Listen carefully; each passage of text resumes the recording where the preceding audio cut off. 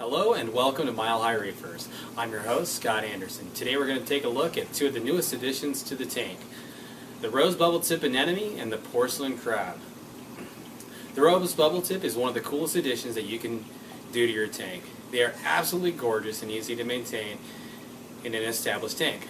Clownfish and porcelain crabs also host these guys, adding dramatically to their cool factor. So let's take a look at my anemone and porcelain crab. I placed the Rose Bubble Tip Anemone in the tank on November 4th, 2012.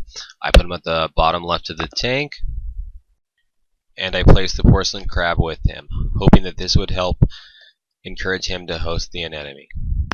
Shortly thereafter, he moved to the back of the tank and pulled himself in between the rock work and the return. He pulled himself in to the point where you could just barely see a couple of tentacles sticking out. Today is day 5 with the Rose Bubble Tip Anemone. He's out behind the rock, so that is excellent news. He's been going in and out behind that rock the last couple days. So let's give him a little krill and see how he does. I gave him some mysis shrimp earlier in the week. I'm not sure if he ate it. He just kind of had some tentacles hanging out behind the rock, but he's out, so we'll give him a piece of krill. So to prepare the krill food, or the krill for the anemone, I just broke off a couple little pieces that you can see in the bowl. And I'm adding a little bit of the tank water to it. And that's to melt the krills because it's still frozen. And then I'm going to go ahead and take a knife and just kind of break it up. It's been my experience with LPS is that pieces that are too big for them are difficult for them to eat, so I'm going to assume the same thing is true for anemones. I mean, if it doesn't fit in their mouth, I just can't imagine how they could possibly eat it. And these krill bites are really pretty big. So I'll break it all up, and then once it's fully melted, chopped up into pieces that are hopefully easy for him to eat, we'll go feed him.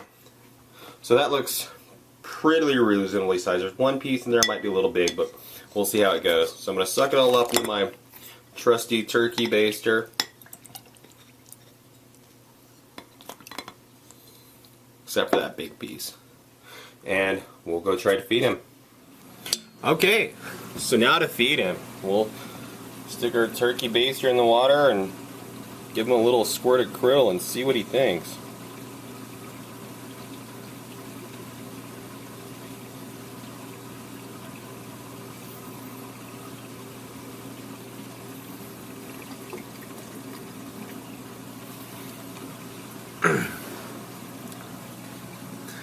It does look like his tentacles are grabbing him, and with any luck he'll pull that up to his mouth and he'll consume all that krill we just put in there.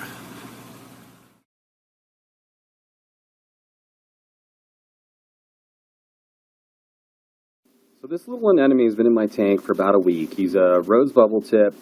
I put him at the front of my tank, kind of a low position, hoping he'd find a nice place to live. Unfortunately, he's taken probably my least favorite place in this tank for him to live. He's kind of behind the rocks back here where you can't see him from the front of the tank. Normally these guys want high light, high water flow, and he's picked the place that's got the least light and the least water flow. So not sure why he chose there. It's been a week and he really hasn't moved. Initially he was hanging out behind the rocks, but he's pulled himself out. Unfortunately, I had to screw up my rock work a little bit because when he went behind the rocks, I had to pull the rock out because I was worried about him. I know every bit of literature tells you when they go behind the rocks, don't worry about it, but it is so hard when it's your anemone behind the rock and you're worried about the little guy. But I'm hoping he'll move and I can fix my rock work a little bit. But I'm loving this guy. He's really big.